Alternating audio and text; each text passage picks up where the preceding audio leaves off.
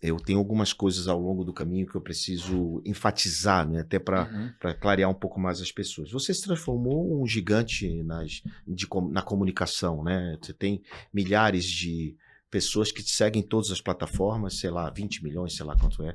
É muita gente, não é isso? Uhum. Qual é o teu número Ah, hoje? deve dar, como um primo rico, deve dar quase 20 milhões Total, né? de pessoas. Então, Como grupo é um muito grupo, mais. então, com um grupo, você e tal, 20 milhões. E você tem você tem como pessoa física, no seu particular, você tem também contribuído com a vida de muita gente. Porque não é só ter aquilo para atrair para o seu negócio, que isso é um engano, que o empresário, eu vou ter o meu perfil porque eu vou atrair para vender. Não, não é isso. Uhum. Então, o que você faz no seu perfil é muito mais do que isso, né? E que é ajudar de fato as pessoas e querer o bem das pessoas, no sentido que Uhum. elas prosperem e que fiquem melhores a cada dia e invistam melhor, e não só investimento, porque ultimamente, você tem falado muito de família também, que é um assunto que eu Uhum. quero que você reforce, apesar de, até trazendo aqui a história do seu pai, que você trouxe no começo, que é muito bonito isso. Então, eu queria que você falasse um pouco, o que você espera hoje do teu perfil Uhum. como pessoa física, que não é o do grupo, né? Que o seu do grupo a gente vai falar o que ele é hoje. Mas o que você espera do teu perfil pessoa É. física? Porque hoje você tá Uhum. diferente, você tá mais magro, você tá Uhum. de bem com a vida pra caramba. Não é que eu te conheço há bastante tempo, então eu conheci muitas fases dessas que você contou aqui, eu Verdade. acompanhei, né? Então eu queria saber hoje, assim, o que Tá. você espera do que você faz na internet hoje? Vamos fazer uma separação, assim. O grupo Primo, ele tem a visão de ser o maior ecossistema de educação financeira e consultoria de investimentos do Brasil. É o que a gente vai falar dele daqui a pouco. Isso, A gente esse é o vai grupo continuar. Primo. Ok. Só que, paralelo a isso, existe a visão do Thiago Nigro. Isso. E, de alguma forma, elas precisam se complementar, porque senão não faz sentido eu seguir essa trilha. Né? Elas, de alguma forma, se complementam. Só que elas têm algumas nuances. Né? O Thiago Nigro, ele tem um propósito muito forte que tem a ver com princípios de Deus. Tá? Muito do que eu faço, para não dizer tudo, acaba combinando em, de alguma forma, levar bons princípios para as pessoas. E que talvez não vão ser bem compreendidos por todos, a todo instante, mas no tempo eles vão ficando muito claros. Então o Thiago Nigro aqui, ele passou por uma transformação muito grande. Né? Nessa transformação... Nos últimos 4 anos, talvez, 3 anos, Talvez... desde o seu batizado. Assim, eu venho me transformando pra caramba, mas talvez desde o batizado, uma parte mais espiritual e talvez Sim. familiar tenha mudado, né? Uhum. Então, assim, o que o Thiago acredita hoje? O Thiago não acredita hoje só em investimentos. Ele acredita no conceito de investimento familiar, né? Porque, pensa comigo, o que me empolgou lá atrás, quero olhar para aquele gráfico crescente, imagina que se eu investir R$300 por mês, durante 10 anos, eu vou ter R$69 mil, mais ou menos. É um bom dinheiro, mas não muda a vida de ninguém. Uhum. Se eu continuar investindo por 100 anos, eu vou ter 4,6 bilhões de reais. É muito dinheiro. É os juros compostos. É os juros compostos. Mas fala assim, poxa, mas eu não vou investir por 100 anos, eu vou morrer. A única forma de chegar nos 100 anos é investindo para o seu filho, para o seu neto, para o seu bisneto. E aqui onde as pessoas elas negligenciam isso. Só que olha só, se a única forma de chegar nesse patrimônio é através do investimento familiar, poxa, como que eu posso então preparar minha família para que esse patrimônio possa ser perpetuado? Tá? Tem algumas coisas que eu preciso passar para o meu filho. A primeira delas é que Deus ele está acima de tudo. Isso é um pouco que eu acredito. Tá? Depois disso, você tem a família como prioridade. Por que é importante eu falar de família sob a ótica de investimento? Porque veja só, a Bíblia ela diz o seguinte, né, que quem não cuida dos seus, e especialmente da sua família, é pior do que o infiel. Então, assim, você tem o fiel, o infiel e aquele que não cuida da família. Ou seja, é muito importante isso. Só que quando você fala de família, você tem 3 famílias. Você tem o passado, você tem o presente e você tem o futuro. Uhum. O passado são os meus pais. Exato. Eu preciso honrar os meus pais, é o que a Bíblia diz. Tá? Por que eu preciso honrar meus pais? Porque se eu não honrar meus pais, os meus filhos não vão me honrar. É o exemplo que eu aprendi com meu pai. Né? Se eu não fizer isso na frente deles, eles não vão me honrar no futuro. Né? Então eu preciso honrar meus pais. A família do passado eu preciso honrar. E talvez aprender muitas das coisas que eu não era capaz de entender. De enxergar, inclusive. Exato. Você tem essa segunda família, que é o seu cônjuge, sua esposa, seu marido. Vocês formam uma só carne. A Bíblia diz que você deve amar, deve se entregar, amar como Jesus amou a igreja, né? Você deve obedecer, você deve ser um só. Aqui você tem que amar. Unidade. É uma aliança eterna, não tem nada que separa. Por quê? Porque os seus filhos um dia eles virão, um dia eles vão embora, quem vai continuar com você é o cônjuge. Vai estar sempre lá pro resto da sua vida. Tá? E depois disso você tem a terceira família, que são seus filhos. E a Bíblia diz o seguinte, instrua seus filhos. Não está falando para amar claramente. É claro que ame, né? A Bíblia fala para você amar a todos, mas quando você fala dos filhos, a Bíblia diz instrua seus filhos, ou seja, treine seus filhos. Então eu preciso treinar meus filhos para que eles possam, de alguma forma, perpetuar essa lógica do investimento familiar. Né? Só que, bom, se eu preciso, então, treinar meus filhos para que eles perpetuem, de alguma forma, a minha filosofia de investimentos, eu preciso prepará-los para algo que eu nem sei o que vai acontecer. Porque eu não sei o que vai acontecer nos próximos 10, 20, 30 anos. E se eles não forem bons com dinheiro igual eu sou? Eu preciso passar, de alguma forma, algum método ou coisas que funcionem para daqui a 100 anos. Que eles continuem, né? A partir do momento que você não estiver mais aqui. Então, o que eu preciso passar para meus filhos? Princípios, educação financeira e método de investimentos. Tá? Então, como que eu vou preparar esse futuro? Olhando para o passado. Olha, a gente faz esse investimento aqui há 20 anos. E você precisa continuar a fazer. Isso, só que 20 é pouco. Não, tá, mas vamos dizer que você tenha começado. Perfeito. Porque pensa assim, eu preciso... Por que eu comecei falando da história do meu bisavô? Porque, cara, as pessoas não sabem o nome do seu bisavô. É difícil. Não sabem o nome do seu tataravô. Mas você imagina se o seu bisavô tivesse começado lá atrás, essa lógica. Isso. Pensa que a minha família, cada parte dela se sacrificou de alguma forma. Sim. Só que, olha só, eu recebi do meu pai tudo, do meu pai e da minha mãe, né? Educação, comida, carinho, escola e tudo mais. Mas em termos de dinheiro, eu recebi 5 mil reais. Que eu quebrei. Porque eu não recebi esse princípio de investimento e eu recebi 5 mil reais. Agora imagina que eu tivesse recebido 10 milhões de reais. Né? E eu tivesse recebido conhecimento para multiplicar esse capital. Pô, e não desconhecimento para sacar esse dinheiro e gastar, né? Qual que é o problema? O brasileiro não sabe cuidar do dinheiro. Pois é. A gente não tem conhecimento financeiro em casa, na escola. E aí que entra a educação. Né? É aqui que entra a educação. E eu falo, como que eu vou preparar meus filhos então para os próximos 100 anos? Bom, fazendo eles olharem para o que funciona há 4 mil anos. Essa é a lógica. E aí, há 4 mil anos, você encontra na Talmud escrito algo como uma pessoa deve enterrar 1/3 do seu patrimônio, deixar 1/3 do seu patrimônio ao alcance da sua mão e 1/3 do patrimônio investir em negócios locais. Ou seja, terras ou real estate, ações de negócios e renda fixa. Isso estava escrito aonde? 4 mil anos atrás na Talmud. Na Talmud, uma tradição judaica. Né?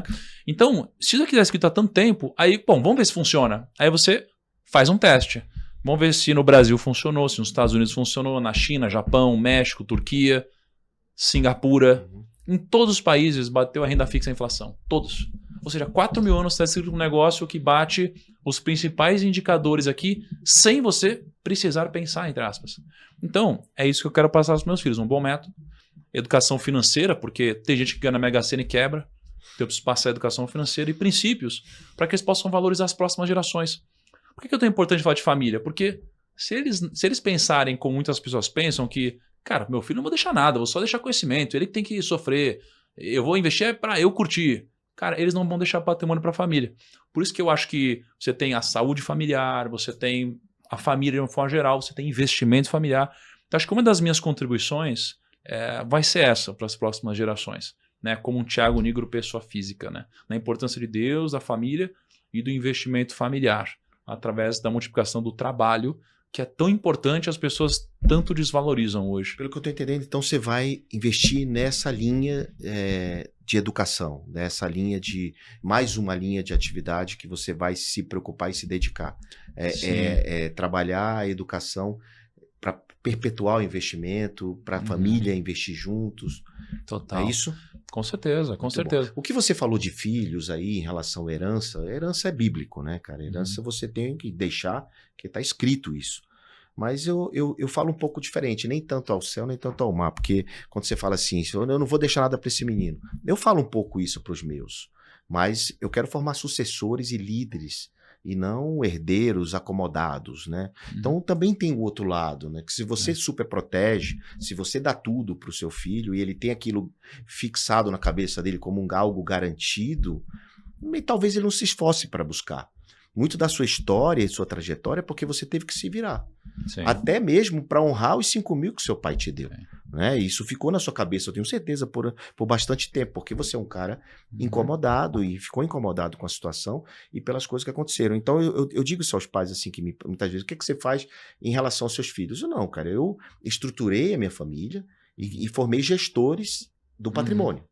Então, eles são gestores do patrimônio. Não é que eu vou deixar a herança. Se eles têm o conhecimento hoje do que a gente tem. Né? Então, essa foi uma estratégia minha que pode ser não ser útil para muitas pessoas. Então, eu entendo quando você fala que tem pai que tem essa postura, né? Dizer, não vou deixar nada e tal. Mas ele tem que se preocupar em educar o filho dele. Sim. Em provocar o filho dele para que esse menino possa continuar investindo, né? E ter visão de longo prazo. Né? Isso, até para os filhos dele também. Sim. Eu penso que, assim, tem aquilo, né? Se você não criar se você mimar seus filhos, você vai ter que criar seus netos, né? Se você criar seus filhos, você vai poder mimar seus netos.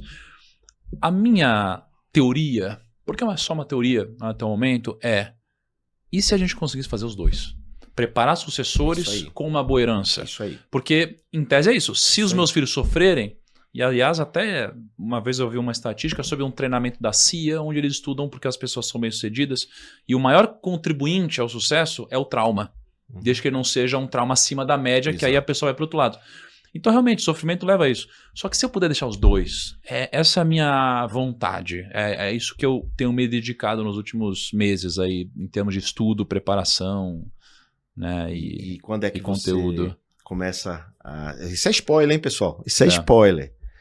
Quando é que você vai fazer alguma imersão para a família? Cara, imersão... Qual é a tua ideia, assim? A minha ideia é chegar como? Até escrever um livro? Eu acho que primeiro, talvez quando sair isso aqui, eu acho que já vou ter casado, porque eu vou casar agora. Né? Porque você está formando uma nova família, né? Isso, exatamente. Então, vou ter casado. A ideia é a gente já embalar o projeto, já abrir nossa fábrica de produção de crianças. Certo. Né? Então, mas é bom que se diga que você hoje tem uma experiência com educação difícil. Você já tinha de certa forma, na anterior e agora também com os filhos da atual esposa, né? Exatamente. Então, você tem uma experiência como pai também. E aí a ideia é lançar um livro, né? Assim que essas coisas derem certo, né? Com a lógica do investimento familiar, porque é uma metodologia que eu acredito que ela é provada no tempo, funciona há 4.000 anos e faz as pessoas pensarem a longo prazo. E eu acredito que o longo prazo é o caminho mais curto para você enriquecer. Por mais que pareça contraintuitivo, mas esse pensamento de equity, ele realmente existe, porque o capitalismo permite, Kepler, que em algum momento você possa antecipar o seu futuro ao valor presente através do equity. Exato. Então, sim, existe. E quando você faz isso, você está pensando no longo prazo. Só que chega uma hora que você pega esse longo prazo e você traz a valor presente. Então é possível. É possível, mas as pessoas, como não sabem disso, né, saem usufruindo daquilo que as pessoas jurídicas conseguem prover para eles. Né? E aí, quando tem problema na jurídica, tem que voltar da física ou fazer dívida, enfim. É complexo. Qual é o teu maior desafio hoje de tudo que você tem? O que te incomoda hoje, assim? Pode ser em qualquer linha, em qualquer área. Qual é o teu desafio quanto empresário e também quanto um homem público? Acho que são diferentes, né? Muito diferentes. São diferentes. Eu acho que... Mas se confundem, a gente falando de você. No meu caso, se confundem. Acho que no caso do empresário, eu acho que é talvez um pouco de cultura e ego.